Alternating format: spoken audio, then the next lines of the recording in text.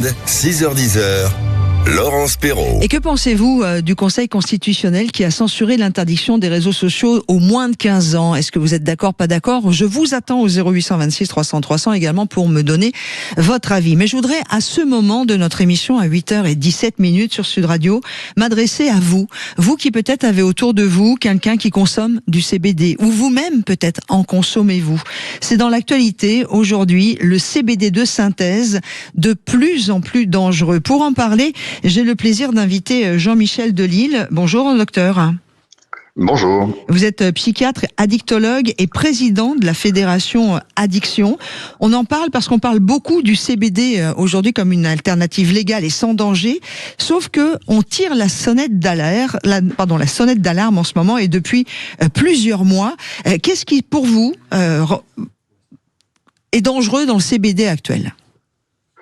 Alors, le CBD en lui-même, quand c'est du CBD pur et contrôlé, n'est pas extrêmement dangereux, il n'est pas addictif, c'est un psychotrope assez faible. C'est la raison pour laquelle il n'est pas prohibé dans notre pays et qu'on peut en trouver dans des magasins, dans des CBD shops qui fleurissent un peu partout. La difficulté, c'est que depuis quelques années, certains marchands malhonnêtes, certains fournisseurs sur Internet rajoutent au CBD des produits de synthèse.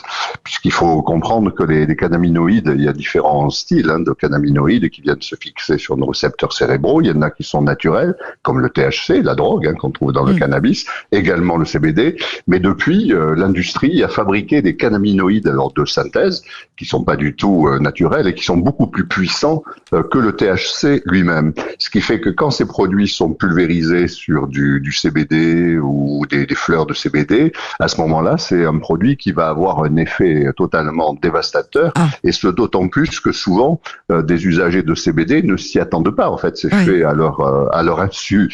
Donc à ce moment-là, on a pu commencer à observer depuis quelques années maintenant des problèmes sévères. Ah oui, notamment au plan psychiatrique. Quel type de problème Les conséquences les plus légères, si j'ose dire, ça va être des nausées, des vomissements, le cœur qui s'emballe, etc.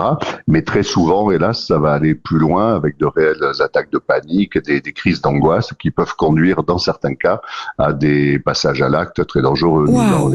Dans les Landes, il y a quelques mois, là, il y a un jeune qui s'est défenestré. Alors ça s'est bien terminé pour lui, mais ça montre à quel point ça peut être une expérience vraiment terrifiante et qui laisse des traces. Ouais. Dans certains cas, ça peut même aller plus loin avec des conduites objectivement agressives contre soi ou contre les autres. Jean-Michel Delisle, vous qui êtes psychiatre, addictologue et évidemment, je le rappelle, un président de la Fédération Addiction, quels sont les symptômes qui doivent alerter un consommateur ou son entourage que cette fameuse molécule de synthèse est en train d'avoir des effets sur lui qui n'est pas celle attendue? Si la personne a acheté du CBD dans une shop, que ce soit souvent de l'herbe ou des fleurs de CBD qui commencent à fumer comme d'habitude, l'effet attendu, c'est un effet légèrement apaisant, tranquillisant, etc. Okay. Si à l'inverse, et ce qui est très très frappant, c'est que ça agit très vite, d'après les témoignages qu'on a eus.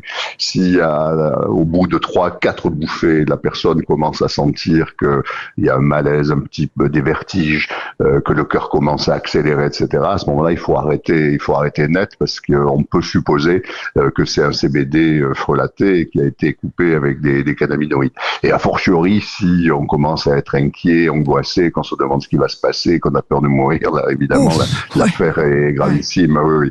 Et il faut arrêter net. Alors souvent, d'ailleurs, les gens, comme c'est très désagréable, arrêtent.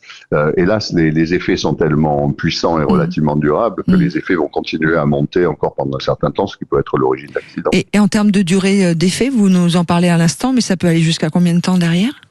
Les cannabinoïdes ont une durée d'action qui peut être longue, c'est-à-dire ça peut atteindre des dizaines de minutes après quelques bouffées, j'entends. Si on en prend régulièrement, là, les effets vont être beaucoup plus durables. Mais là, quand c'est accidentel, généralement, les gens, à cause des effets désagréables, vont arrêter relativement vite, ce qui fait que là, ça peut durer plusieurs dizaines de minutes, une heure, etc.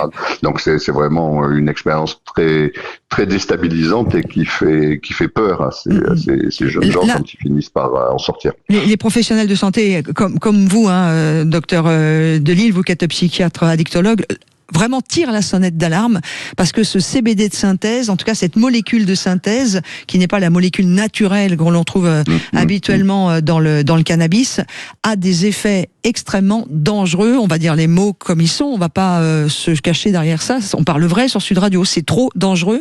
N'achetez plus du CBD de synthèse.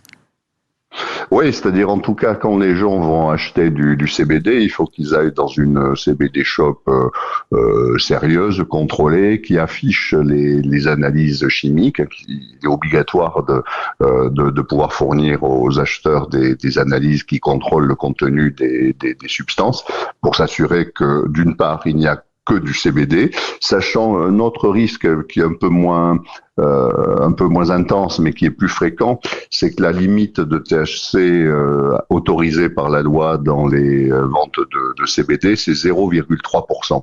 Or, il s'avère que très souvent, en fait, ça dépasse ces zones-là, ce qui est d'ailleurs à l'origine d'un certain nombre de déconvenues pour des utilisateurs de CBD, parce que lorsqu'ils ont un contrôle cannabis, parce qu'ils étaient un contrôle routier, des choses comme ça, pour peu que le THC ait dépassé ces 0,3%, le contrôle va être positif. Oui. Et à ce moment-là, va entraîner toutes les conséquences néfastes. Alors, c'est moins dangereux que ce qu'on disait précédemment. Néanmoins, c'est dans les choses à avoir à l'esprit. En tout cas, il faut vraiment être sûr que son marchand de CBD est quelqu'un d'honnête, de fiable, et qui vous montrera sans discuter des analyses de contrôle des produits qu'il vend. Voilà, le message est passé sur Sud Radio.